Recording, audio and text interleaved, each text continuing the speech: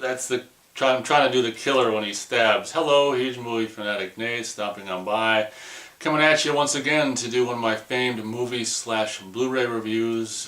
Today I'm coming at you to review the movie and Blu-ray of Curtains. This is a movie like well, I guess the rest of the movies that I've reviewed so far this year on this channel was a movie that I initially streamed online for free, and it should be said that the copy or the version of it that I streamed online was not, like so many cases, was not the most recent Blu-ray release. It was this old, must have been like the original VHS transfer. Was absolutely abysmal. When you compare it to this, it's like night and day, and that's actually in the literal sense. When I saw this, after having seen originally the transfer that I was able to stream online for free, I was like, holy crap, there's color. This movie's in color.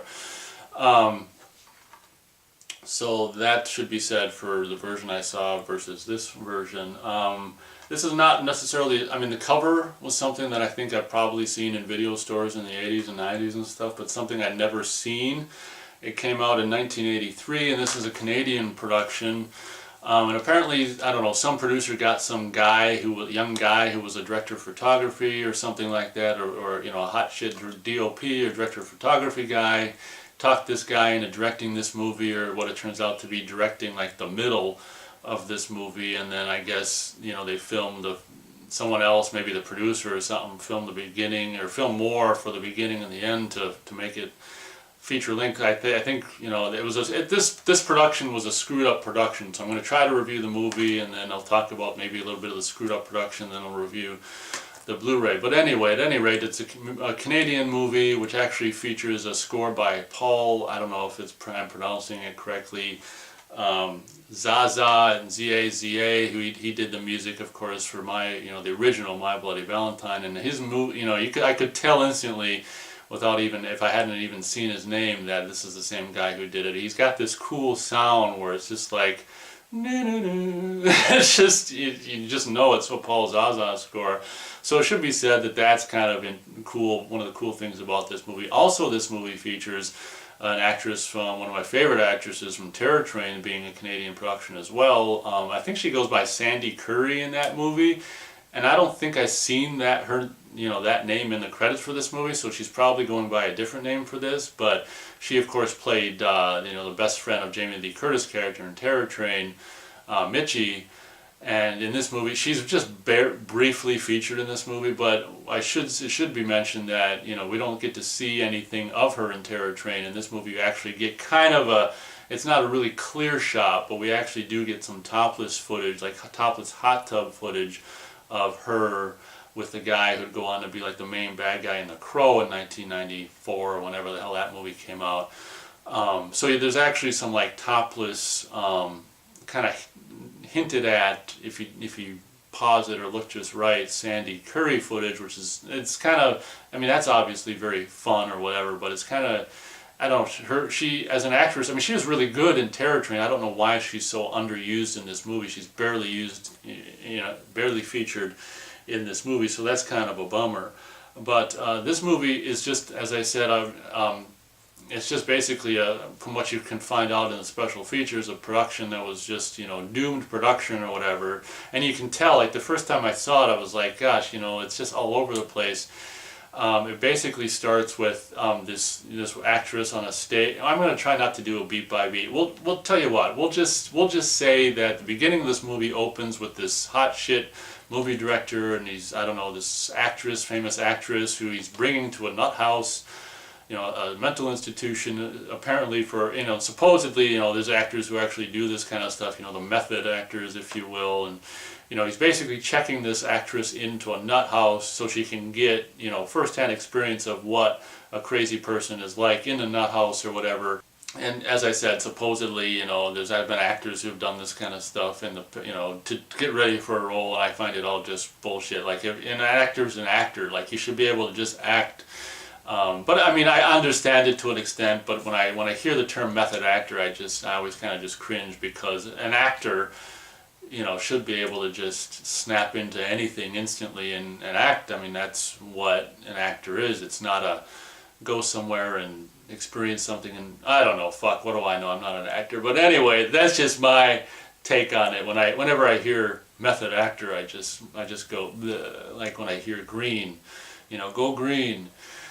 But anyway, I'm all over the place. So the beginning of this movie is very, very uninteresting, where this, what the hell is his name of the character? Jonathan Stryker, played by this guy, who's just a hot shit movie director, putting this woman who he's worked with before, presumably, into the nut house so she can get nut house experience. And what is it, the first, I got some notes here, it's like the first 14 minutes of this movie is just like nut house shit. And when I watched this Blu-ray twice, and just recently again so I could take notes, it's like when I watched it just the last time, I just skipped past the nut house stuff, because basically what we'll come to find when we watch the special features, that the beginning of this movie, maybe first 20 minutes or whatever, is basically just filler that someone else probably shot later on to tack onto this movie that this young director of photography guy shot the main bulk of. I don't know, I think the movie, the footage, I don't know what happened, but the footage was not enough to be feature, and then they had to shoot a beginning and an end,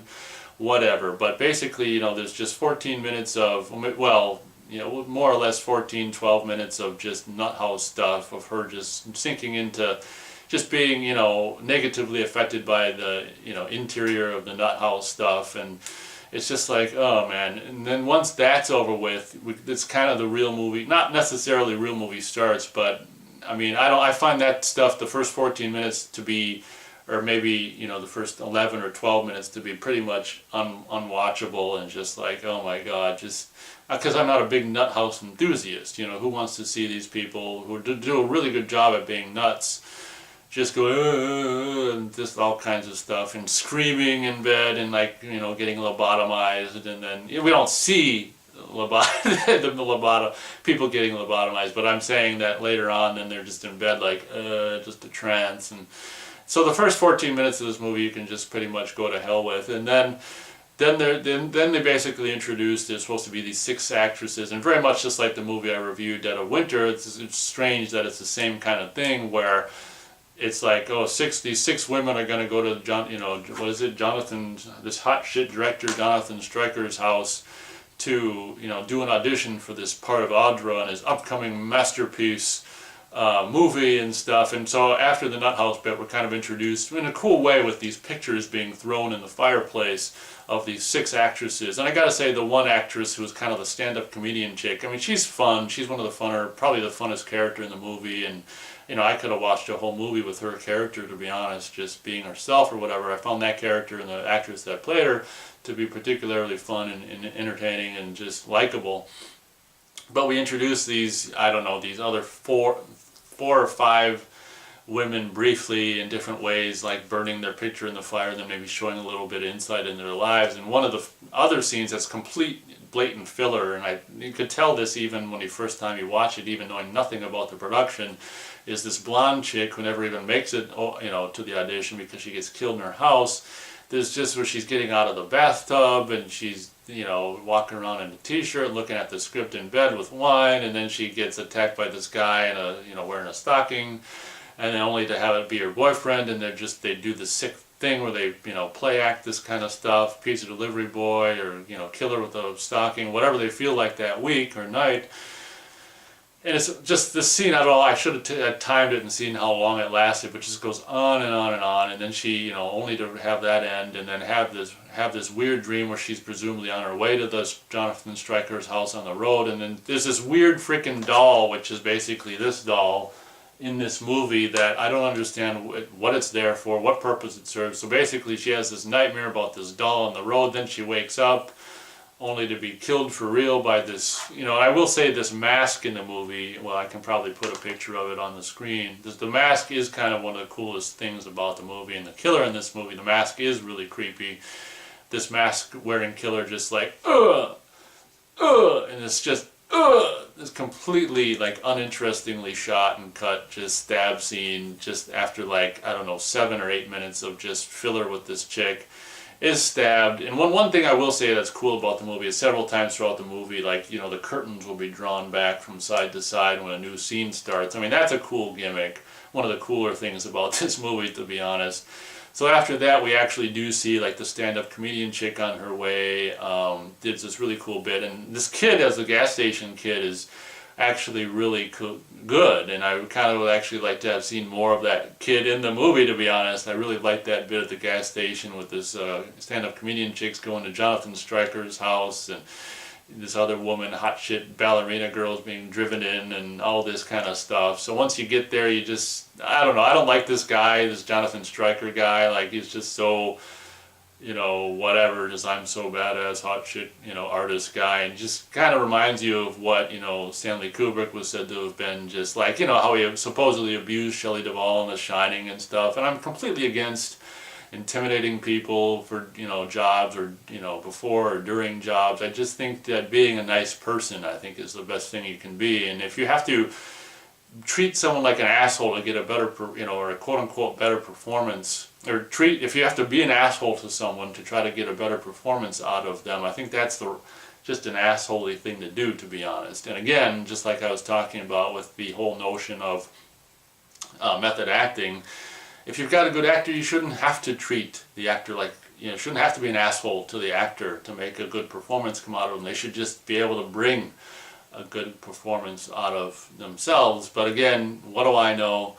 I'm just a movie reviewer, so whatever. But those are just my thoughts. But once we actually get into the middle of the movie, where I think the guy who was, you know, the DOP guy, formerly just a DOP guy, was directed or hired to direct just kind of the middle of the movie or whatever. And, you know, it's funny because the middle isn't necessarily any better than the beginning or the end either, necessarily. You can't really tell, I mean, except for the fact that it's blatantly filler stuff at the beginning, and in the end you can tell it's just blatantly filler. So I guess maybe the middle is kind of the more interesting stuff. But you never really, I don't know, have enough time to get introduced to these girls at all.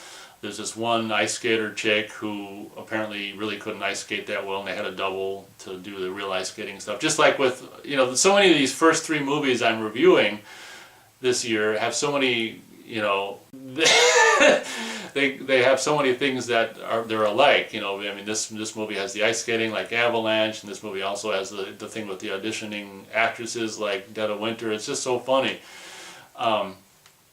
Another thing about this movie that kind of showcases its fact that it was shot, you know, the middle was shot at one point and then the beginning was a different spot, is that the middle part of the movie, when they're actually at Jonathan Stryker's, is winter, and it's very, I wish there was more exterior winter footage, because it's, once again, it's very beautiful winter photography. And then the dream that one blonde has towards the beginning of the movie is not in winter. It looks more like fall or spring or something. And that, to be fair, they do say on the radio, they put a voice saying that, oh, we're going to get a winter storm. But I don't know. You can just tell that was a different time of year than that bulk middle part of the movie was filmed during, you know. So what I was starting to say and got sidetracked, as I so often do, I was starting to talk about like the ice skater. There's an ice skater girl who does this really cool scene where it's really pretty winter scenery and goes out into this pond.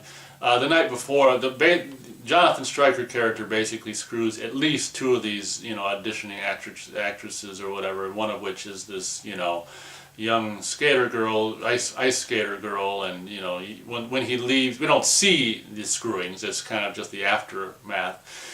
You know, we see him, you know, button up his shirt or whatever and leave the room without even looking behind, and she's like, you know, covered up in bed, presumably naked, and just looking horrible, like she feels just completely violated and used. And then like the next day we do see a scene with her, this kind of cool ice skating bit with this kind of cool, you know, early 80s song. I don't know what the hell song it is, but it's kind of cool. And then there's like this cool, probably one of the coolest, you know, killing scenes. And it should be said that like the killings, it's not a good movie for like on-screen kills or anything. The kills are just like hinted at, and you don't really, the kills are really nothing to speak of. But this scene is probably the best like scene leading up to a kill, I guess, in the movie. And you know, because she's ice skating and then the killer's on ice skates and skating at her, and this really creepy slow motion footage with this creepy mask, and you got this, you know, mini scythe thing, you know, or she, well, the killer, did I say he? The killer's got this, you know, deadly weapon skating at her with this creepy mask. So that scene where it's like slow-mo ice skating of the killer towards her, is really cool, and you know, maybe the way the killing, you know, we don't see really kills happening very much at all whatsoever, but the cool thing about, you know, pulling her to the tree and having this thing go and stuff like that, just implied kills. If you're looking for Tom Savini, you know, gory kills, look elsewhere, because you're not going to find those here at all. So, I mean, I don't know. I mean, let's face it, the more I watch this movie, the more I become aware of how much of a mess it frickin' is at the end of the day. And I don't know, man, you don't really get introduced to the main characters until probably about a third of the way through the movie, or 25 minutes or something like that. And even when you do get introduced to the main characters, you don't really spend enough time with any of them. I guess the one you get to know the most maybe is a stand-up comedian chick. Like Sandy Curry character says a few lines like here, and then just pretty much doesn't say any more lines, and you know, is just there as kind of like eye candy or something. Well, she's barely even there at all, and you just see this, you know, the middle part of the movie is just this Jonathan Stryker basically just treating these women like shit, pretty much, and then, you know, slowly, you know, one by one they slowly die completely off camera, and just very, I mean, just sloppy quote unquote kills that you can't even really call kills, because nothing's really happening on camera, and if it is, it's not even inspired like very much at all. So if you want to see a movie that's just random, this might be one of the best examples that I can think of a movie that's just absolutely random, because the production was just such a disaster production. It's just, that's the best word I can think of to describe it. It's just random stuff happening just to fill the running time. And, you know, you've got some, you know, stuff happening with this one other actress, and she thinks she sees a head in the toilet, and then she doesn't, and as the viewer we don't know if she actually does or not. You know, it's just one of the most confusing, mind-boggling, random movies actually I can ever remember seeing. So maybe in that, you know, in that aspect, maybe, you know, the negative aspect of the flawed production, maybe that's a positive, but, you know, technically it's not a positive, but maybe unintentionally it's a positive if you like random, nonsensical stuff. It's not a movie that, I kind of don't know why I bought the Blu-ray. I guess I kind of regret buying it. I've seen the Blu-ray twice. I think I've seen the movie 3 times now. I streamed it once and saw the Blu-ray once, and then recently watched the Blu-ray again. And having seen it again, you know, the first time I saw the Blu-ray, I was like, why did I buy this? But watching it again, I'm like, it is a very gorgeous, gorgeous Blu-ray. And the movie, even though it's like completely, like, I don't know, like a completely screwed up production, it does still manage to capture like that Canadian charm, that subtle Canadian charm that things like Terror Train and My Bloody Valentine and stuff have. I wish, you know, the exterior winter footage is so beautiful. I wish there was more of that. You know, and the last, I don't know, 20 minutes or whatever, what's so funny about the Sandy Curry character is like she's just there and says like a couple of lines or two throughout the movie, and it's like the most probably background of all the characters. And then because the production was so screwed up, then she's like the final girl. It's like, so, I mean, I guess, you know, I don't think it was necessarily intended to be this way, but it's kind of ironic how, like, usually it's like the girl who's the main star throughout the movie becomes the final girl in the sense that she's like the last one to die. And there's this big, overly long kind of cat and mouse scene with her and the killer at the end, which is just something that was just done, I think, shot by the producer or something like that. And it's not something that's particularly interesting. Just, again, it's filler, you know, and it's just, Sandy or whatever the hell her name is was probably like, oh boy, you know, I'm going to be the final girl, even though, like, she was just the background girl throughout the, you know, first part of the movie. I mean, it's just, I can't express how much of a mess this movie is. So I'm afraid I'm only going to be able to go I don't know, somewhere between 1.5 and 1 3/4 stars out of 4. And that might be actually kind of high for this movie, but the reason it is that high, which is kind of high, it's almost 2 stars, is because somehow, as I said, that Canadian charm, or that early 80s / Canadian charm, especially with Paul Zaza music, that's a big part of it as well, does, you know, probably unintentionally, just, you know, just by chance, just there is a kind of a feeling of just, I don't know, there's just some kind of just quaint, cool, just some subtle, I don't know, feeling of some kind of, I don't want to say the word greatness because it's not greatness, but I mean, there's something about it that does hold it above like being just exploitation crap, you know. I mean, like the way the curtains pull away, like the, you know, introducing certain scenes, and I don't know. There's a certain slight air of sophistication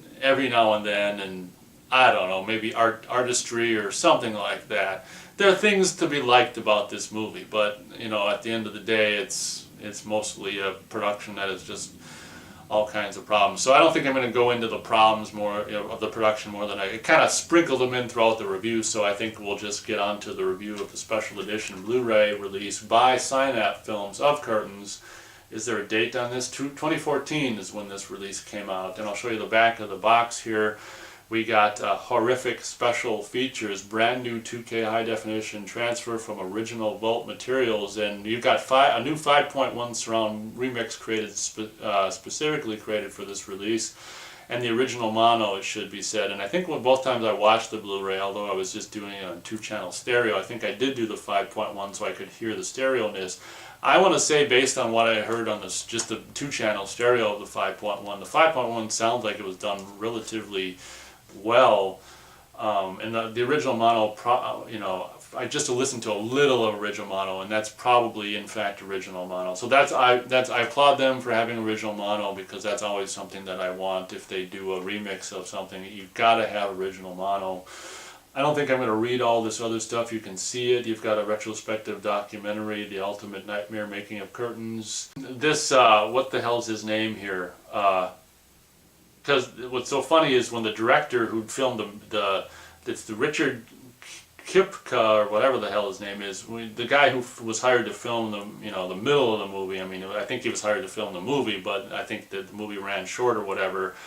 When he saw the final film, he didn't even want to sign off on it, and he didn't want his name on it. So it's funny that they put the name of that was the actual director of this movie is the same name of the director in the movie, the Jonathan Stryker asshole character played by John Vernon. So that's funny. Like the director wouldn't even approve his name being used as the director in this movie, so they just used the character from the movie's name as the director. I thought was kind of funny.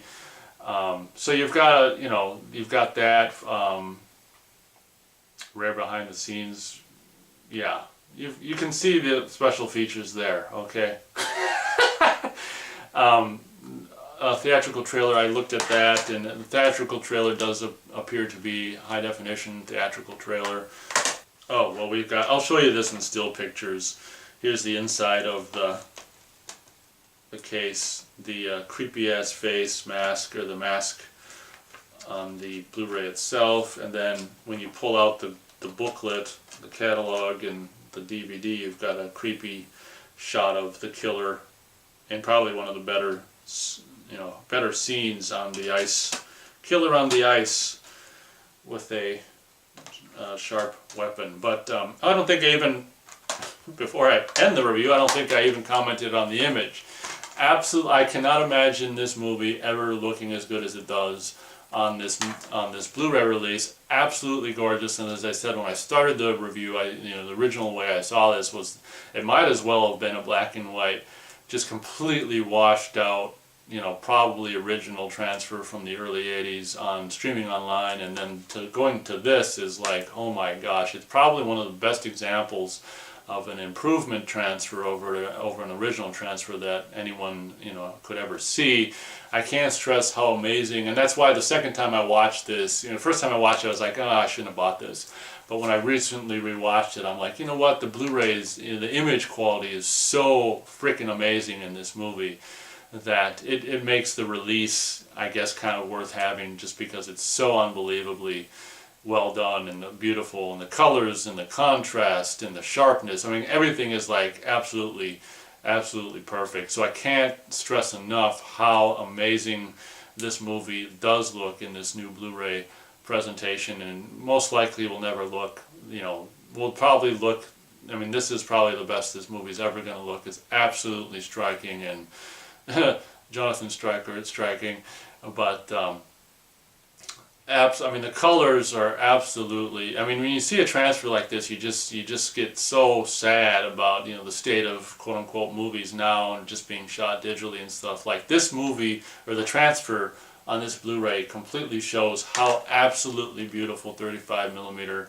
you know, was and is. But in particular in the early 80s and stuff. I mean, the film stocks and just the colors is absolutely. You know, the movie might not be that great, but you know, so it's basically a not recommended movie, but a highly recommended Blu-ray of a not recommended movie, if that makes any sense whatsoever. I guess that's pretty much all I have to say about Curtains and the special edition Blu-ray released by Synapse. It's not a Blu-ray DVD combo, you just get a Blu-ray disc. Thank you very much for watching my review, and as always, we'll catch you on the next one.